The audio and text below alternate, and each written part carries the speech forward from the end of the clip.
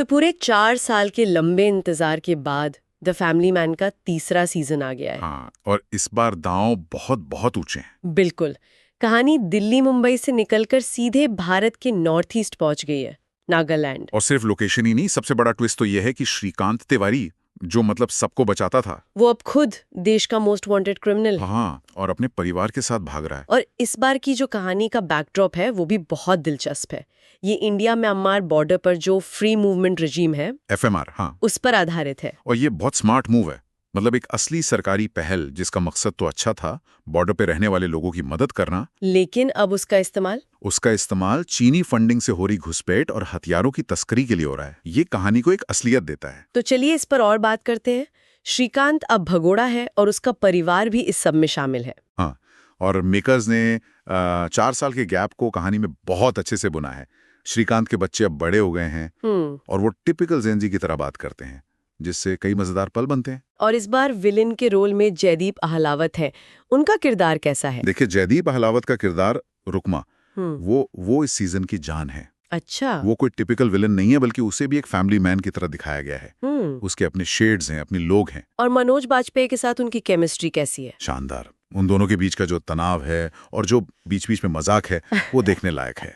लेकिन एक सवाल जो सबके मन में था, श्रीकांत की पत्नी सूची, वो जो चीटिंग वाला एंगल था सीजन 2 में, हाँ, लोनावला में, क्या हुआ? उसे बहुत ही मतलब हल्के ढंग से निपटा दिया गया है। ओहो, ऐसा लगता है कि राइटर्स ने बस उस एंगल को टाल दिया, जो थोड़ा निराश करता है। इतना बड़ा क्लिफहैंगर था वो। और नए किरदारों के बारे में क्या कहेंगे?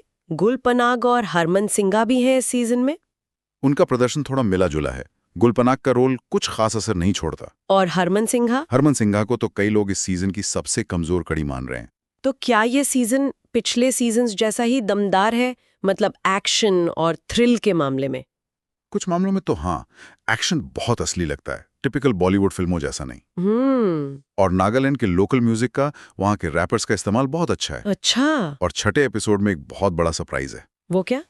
एक और शो के साथ क्रॉसओवर, जो एक देसी स्पाई यूनिवर्स की तरफ इशारा करता है। वाह, ये तो बहुत बड़ी बात है। हाँ, लेकिन कुछ चीजें हैं जो शायद दर्शकों को पसंद ना आए। कैसे? 7 एपिसोड्स में से बीच के जो एपिसोड्स हैं, चौथा और पांचवा, वो थोड़े धीमे लगते हैं। कहानी का पेस गिर जाता है। अच्छा। और कहानी में कुछ चीजें बहुत आसानी से हो जाती हैं, जैसे प्रधानमंत्री की हत्या की प्लानिंग, वो लॉजिक पर खरी नहीं उतरती। और मैंने सुना है सबसे बड़ी शिकायत इसकी एंडिंग से है। हाँ, एंडिंग में ऐसा क्या हुआ? सीजन को एक बहुत ही बड़े क्लिफ हैंगर पर खत्म कर दिया गया है। कहानी अधूरी लगती है। मतलब ये सीजन 3 कम और सीजन 4 का ट्रेलर ज्यादा है। बिल्कुल, आपने सही पकड़ा। और पिछले सीजन्स के मुकाबले मीम बनने लायक मजेदार पल भी इस बार कम है। तो कुल मिलाकर सीजन 3 एक अच्छी कोशिश है।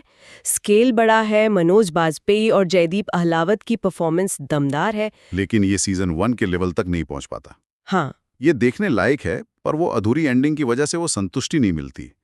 और शो का नाम फैमिली मैन है, लेकिन गालियों की वजह से इसे परिवार के साथ देखना मुश्किल है। तो हम वापस वहीं आ गए जहां से शुरू किया था। बिल्कुल, ऐसा लगता है कि स्केल बड़ा करने और यूनिवर्स बनाने की होड़ में शो का फोकस स्पाई पर ज्यादा और फैमिली मैन पर कम हो गया है। तो आखिर में सोचने वाली बात यही है, क्या भविष्य के सीजन सेट करने और ये सिनेमैटिक यूनिवर्स बनाने की होड़ में एक पूरी और संतोषजनक कहानी बताने की कला कहीं खोती जा रही है?